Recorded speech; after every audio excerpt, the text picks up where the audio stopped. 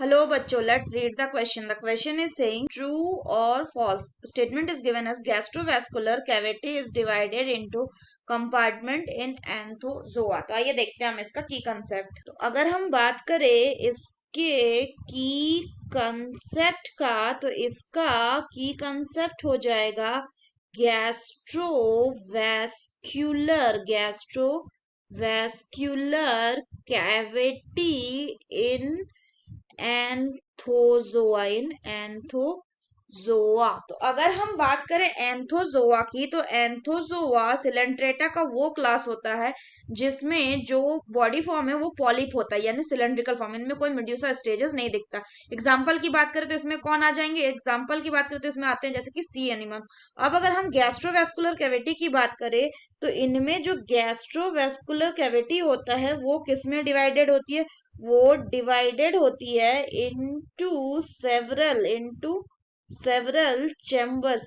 और ये जो सेवरल चैम्बर्स में डिवाइडेड होती है ये किससे होती है. बाय लॉन्गिट्यूडनल सेप्टा के मदद से. ये जो सेप्टास होती है इनको क्या कहते हैं. इनको कहा जाता है मिजेंटेरीज. क्या कहा जाता है. मिजेंट्रीज.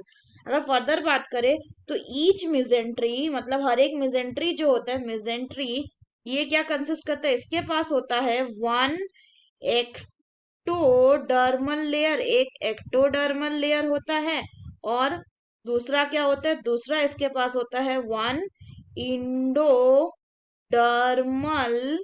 लेयर होता है. और इन दोनों के बीच में क्या होता है. इन दोनों के बीच में प्रेजेंट होता है मीजोग्लिया. क्या प्रेजेंट होता है. Mesoglea which is sandwich in between. अगर फर्दर बात करें तो ये जो मिजेंट्रीज होती है ये गैस्ट्रोवास्कुलर कैविटी जो है उसको कंप्लीटली डिवाइड नहीं करती. लेकिन मिजेंट्री का जो बेनिफिट है वो ये है कि जो ये मिजेंट्रीज होती है वो क्या करती है. ये सरफेस एरिया को इंक्रीज कर देती है. So it increases the surface area. ये सरफेस एरिया को इंक्रीज कर देती है. अगर सरफेस एरिया बढ़ जाएगा तो क्या होगा. Then it will be easy. then there will be an easy absorption of nutrient and gases exchange. So बोला गया है कि गैस्ट्रोवेस्कुलर कैविटी डिवाइड होता है स्मॉल कंपार्टमेंट में. डिवाइडेड इनटू कंपार्टमेंट एंथोजोआ में. सो दिस स्टेटमेंट क्या है. This statement is a true statement. So that's all for the question बच्चों. Hope you understood it well. Best of luck.